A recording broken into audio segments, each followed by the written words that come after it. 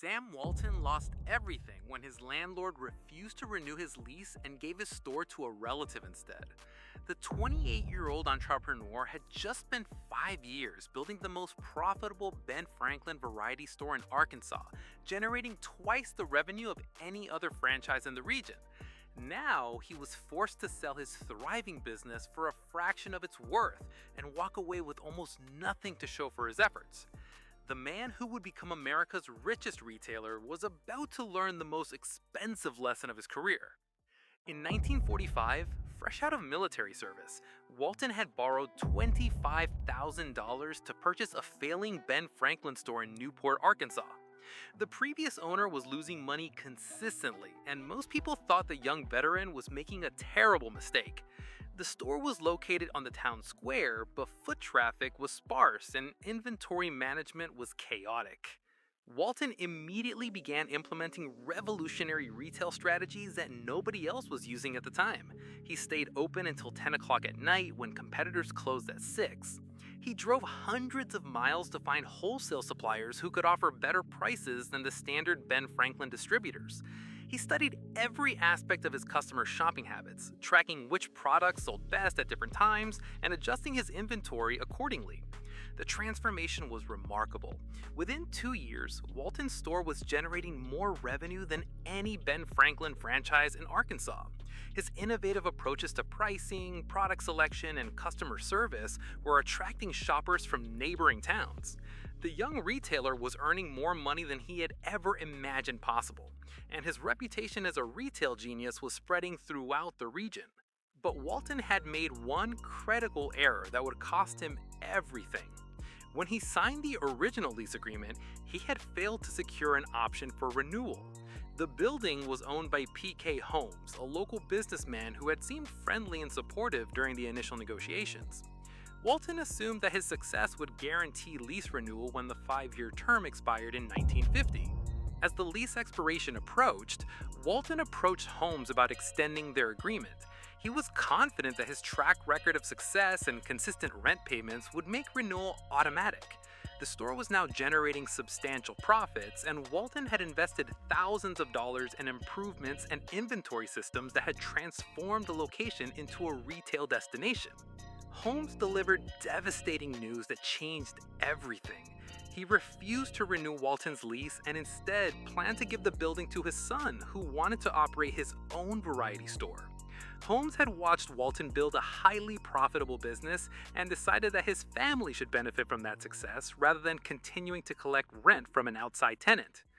The decision was perfectly legal, but professionally catastrophic for Walton. He had no recourse under the lease agreement and no way to prevent Holmes from taking control of the business location he had worked so hard to develop.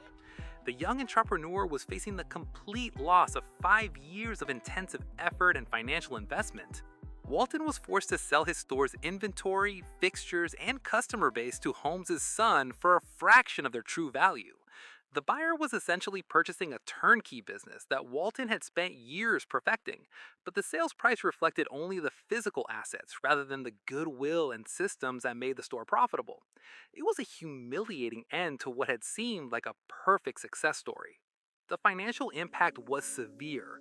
Walton had invested his borrowed capital, reinvested profits, and poured countless hours into building the business. Now he was left with minimal cash and no store to operate. His wife Helen was pregnant with their second child, and the family was facing an uncertain future with very limited resources. Many entrepreneurs would have considered this setback proof that retail was too risky and unpredictable for long-term success.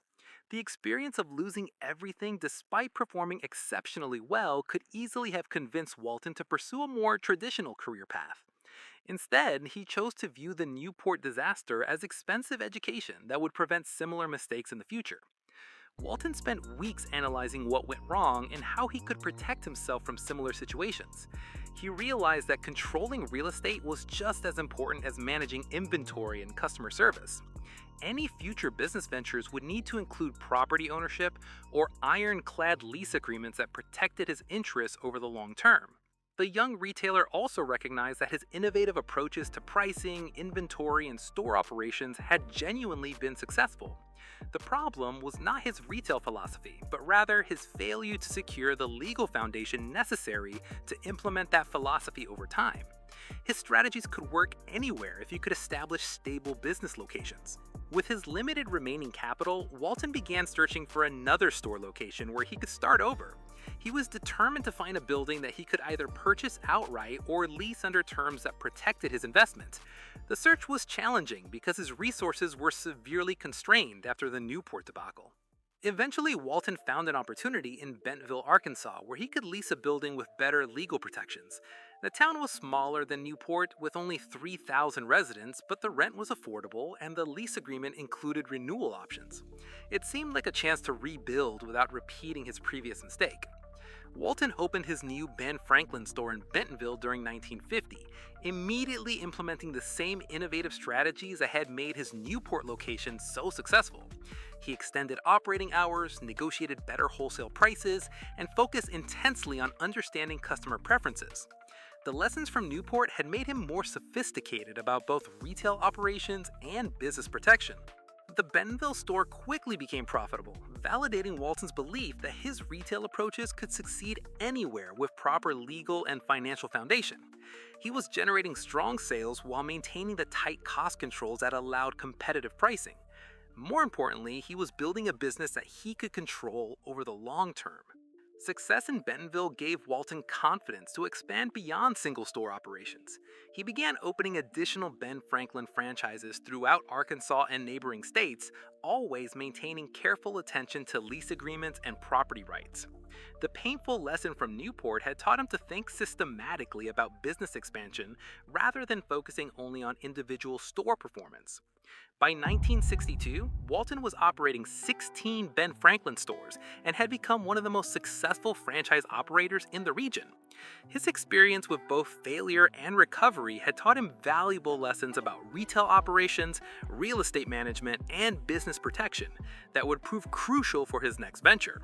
The stage was set for something much bigger than anyone imagined.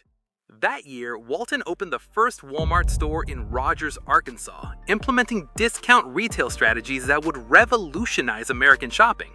The Newport setback that nearly ended his career in 1950 actually provided the foundation for unprecedented success.